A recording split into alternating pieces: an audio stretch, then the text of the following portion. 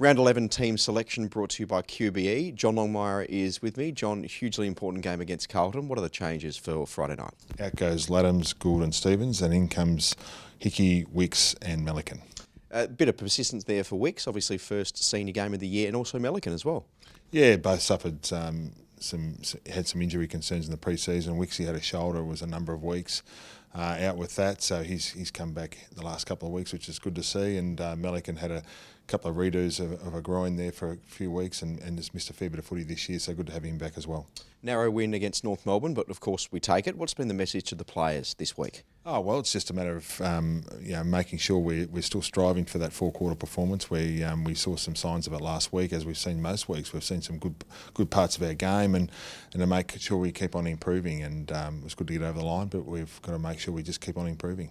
What have you made of Carlton's season so far? They're a strong contested ball team. They're number one in the competition around the contest. Very good around there. They've obviously got some real firepower in the front half, and they can hit the scoreboard. So, it'll be a team defensive attitude we need to take into the game.